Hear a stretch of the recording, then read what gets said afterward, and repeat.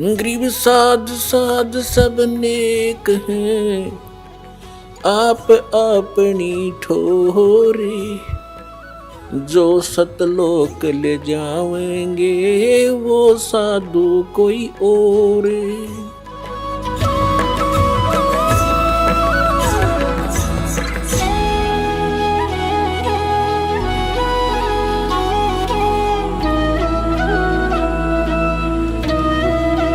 परमपिता परमात्मा पूर्ण ब्रह्म सारी सृष्टि के रचनहार कबीर देव कबीर साहब कबीर परमेश्वर जी की असीम रजा से आप सभी पुण्यात्माएं सत्संग सुनने के लिए उपस्थित हुए। धन्य है आपके माता पिता जिनसे जन्म हुआ। ऐसे समय में जिन पुण्यात्माओं के को मानव शरीर प्राप्त है उनके पिछले पुण्य बहुत ज्यादा हैं, और वो पुण्यात्माएं मानव शरीर प्राप्त उनसे भी अधिक पुण्यकर्मी हैं जिनके अंदर परमात्मा की रुचि है, जो आस्तिक है, और उनसे भी गुड बेटर बेस्ट यानी बेस्ट पुण्यात्माएं वो हैं जो बरवाला सतलोक आश्रम बरवाला जिला हिसार हरियाणा में पहुंच रहे हैं, दीक्षा प्राप्त कर रहे हैं, अपना अनमोल जीवन सफल कर रहे हैं। आप उन पुण्यात्माओं में से हैं जो तीसरे नंबर के वेरी वेरी गुड बेस्ट, तो आप बहुत ही पुण्यकर्मी प्राणी हैं। अभी तक आप बच्चे हो, कोई द्वितीय मंत्र प्राप्त है, कोई प्रथम मंत्र ही ग्रहण किए हुए है, कोई अभी ज्ञान ही सुन रहा है।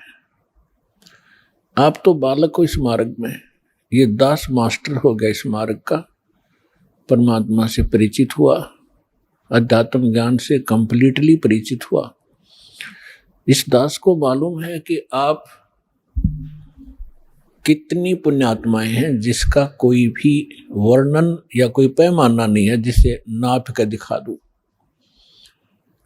लेकिन अर्ज है इस दास की परमात्मा की इस रजा को आजीवन बनाए रखना। राम नाम रटते रहो जब तक घट में प्राणी, कभू तो दीन दयाल के भनक पड़ेगी कान।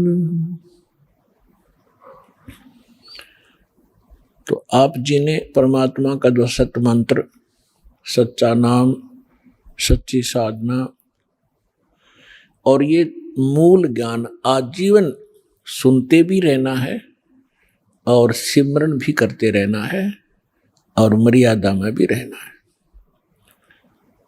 परमात्मा कहते हैं औखद खावे और पत्थर है, वही स्वस्थ होते हैं जो औषधि भी ले और पथ्य यानी परहेज रखे।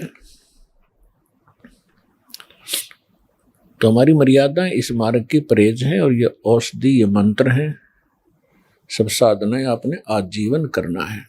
तो सत्संग में आने से प्राणी को ज्ञान होता है कि तू कौन है, और ये जन्म और मृत्यु जिसको आप असंख्य जन्मों से झेल रहे हो, इससे पीड़ित हो, इसका रीजन क्या है, कारण क्या है।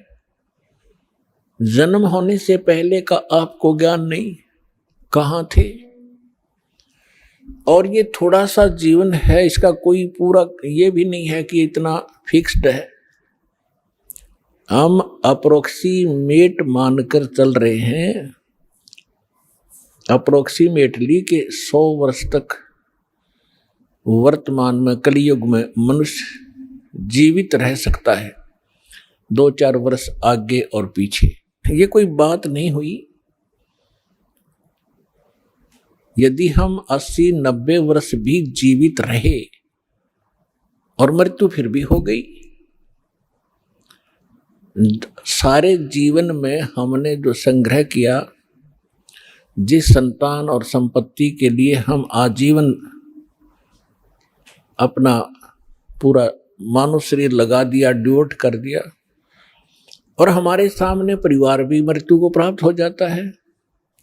हमारे सामने जो संपत्ति हमारे पास हमने सारा जीवन एकत्रित की, वो नष्ट हो जाती है।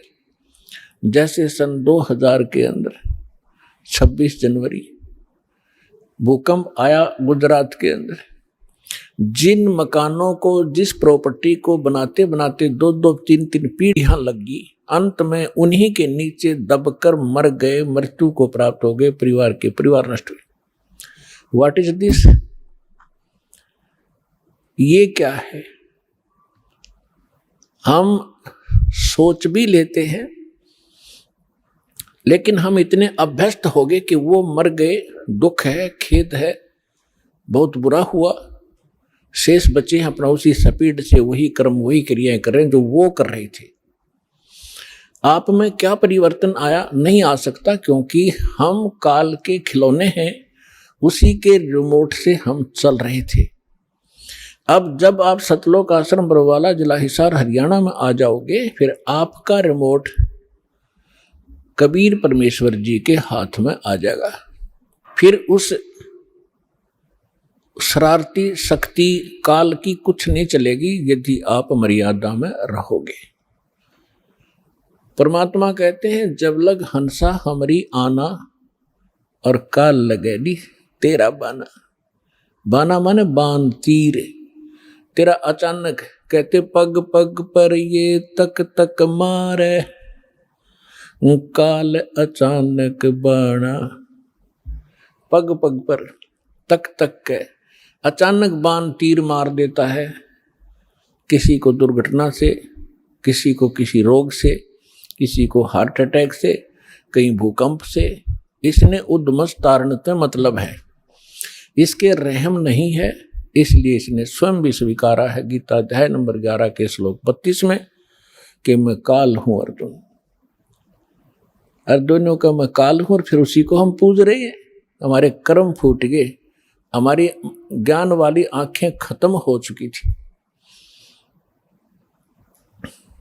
सतगुरु आए दया करी, ऐसे दीन दयाल, बंदी छोड़ वृत्तास कहा, जठरगनी प्रतिपाल। सतगुरु आए। गरीबदास जी को जो परमात्मा मिले थे, वो उनके सतगुरु भी थे, और स्वयं वो गॉड भी थे, सुप्रीम गॉड थे। इसलिए गरीबदास जी की वाणी को जब हम सतगुरु शब्द पढ़ें तो समझो परमेश्वर माने। तो यहां गरीबदास जी कहते हैं, परमेश्वर आए दया करी, खुद आए अपना वास्तविक ज्ञान बताने के लिए, और हमें इस जन्म मृत्यु का राज समझाने के लिए कि तुम क्यों जन्म रहे हो, क्यों मर रहे हो, ये क्या कारण है। जिस संतान को आप अपना मानते हो, 1 मिनट में मृत्यु हो जाती है, आप कहीं गधे बनकर घूम रहे होते हो, और संतान वही दुख उठा रही होती है इस काल के लोक में। तो आपकी कैसे हुई वो? जिस संपत्ति को अपना मानते हो, अरबों खरबों रुपए आपके पास हो गए, बैंक बैलेंस बना लिए, कोठी बना दी, 3 प्लाट ले लिए, 20, और आप जी की मृत्यु होगी, आप बन रहे हो कुत्ते, तो शर्मा मार ले उस 20 प्लाटों को, धर ले सिर पे, क्या फायदा हुआ इसका। तो परमात्मा ने आके हमें जगाया है कि झूठे सुख को सुख कहे, ये मान रहा मन मोद, ये सकल चबीना काल का, भाई कुछ मुख में कुछ गोद। ये काया तेरी है नहीं, ये माया कहाँ से हो, चरण कमल में ध्यान रखो, इन दोनों को खो। जब ये बॉडी तेरी नहीं है, इसको भी छोड़ के त्याग के जाएगा, तो ए भले आदमी, इस संपत्ति को तू अपनी कैसे मान बैठा, ये बुद्धि कहाँ से लाया तू? तो पुण्यात्माओं, सत्संग सुनने से आत्मा में एक प्रबल शक्ति आती है, एक जागृति आती है। इसको एक विशेष प्रेरणा होती है कि सचमुच ये कर क्या रहे हैं हम। ठीक है, कुछ हमारी मजबूरियां हैं क्योंकि हम विवश हैं। अब इस व्यवस्था के कारण हम सब कुछ जान भी लें और फिर भी कोई दाल नहीं गलती हमारी, क्योंकि जब तक समर्थ शक्ति साथ नहीं होगी हम इस दलदल से निकल नहीं सकते। चाहे कोई दलदल में धंस गया, उसको मालूम पड़ गया, चाहे पहले नशे में गिर गया, नशा उतरने के बाद उसको पता भी चल गया कि मैं तो इतना दलदल में हूं और जितना हाथ पैर मारता हूं नीचे को जा रहा हूं, तो उस ज्ञान से भी कोई लाभ नहीं हुआ। उसको निकालने वाला बाहर चाहिए, दलदल से बाहर, और उसके बांध कर रस्सा घसीट के बाहर डाले। तो आप और हमारे साथ भगवान ऐसे करेंगे, पहले आपका नशा उतारेंगे कि तुम कहाँ बैठे हो, क्या कर रहे हो सारा जीवन, और उद्देश्य क्या था इस मनुष्य जीवन का, और फिर ये सतनाम का रस्सा आपका बांध देंगे काखा के नीचे, और फिर घसीटेंगे आपको, इसे बाहर निकालेंगे धीरे धीरे। ऐसे निकालना पड़ेगा कहीं आपको दुख भी ना हो, और सतलोक जाकर बैठा देंगे आपको। तो वहां जाने के बाद पता चलेगा सचमुच हम सतलोक आ गए। ऐसी दया बख्शेंगे आपके ऊपर यदि आप ऐसे भक्ति करते रहे।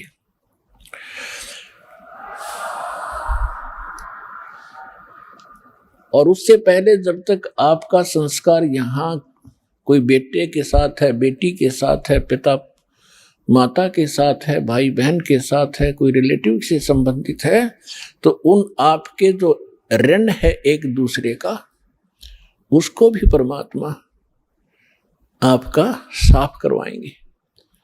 इसी जन्म में ऐसे तरीके से आपको यहाँ से ऋण मुक्त कराएंगे, आपके संस्कार खत्म किए जाएंगे, ताकि आपका फिर पुनर्जन्म यहाँ ना हो। तो उसके लिए मर्यादाएं बताई हैं, इन मर्यादाओं का आप जी पालन कीजिए और अपने संस्कार घटाइए। हम आज तक अपने संस्कार बढ़ा ही रहे हैं। कोई रिश्वत लेता है, कोई मिलावट करता है, कोई झूठ बोलता है, कोई चोरी करता है, कोई अन्य बकवाद करके हम अपने संस्कार बढ़ा रहे हैं। जैसे आज आपने किसी से रिश्वत ले ली, चोरी कर ली, आपने उसका देना पड़ेगा। तुमने दरगाह का मैल नहीं देखा, धर्मराज के तिल तिल का लेखा। तो वो भोगने के लिए भी कोई किसी उसका गधा बनेंगे, किसी का बैल बनेंगे, किसी की भैंस बनेंगे। दूध नहीं देंगे तो इंजेक्शन ठोकेंगे, ना लठ मारेंगे, और सारा पाई पाई पूरा करना पड़ेगा। तो ऐसी समस्या, ऐसा ये झंझट मूर्ख आदमी मोल लेगा जब ज्ञान हो जाएगा। अनजान पढ़ने की गलतियां माफ होती है, परमात्मा क्षमा करेंगे।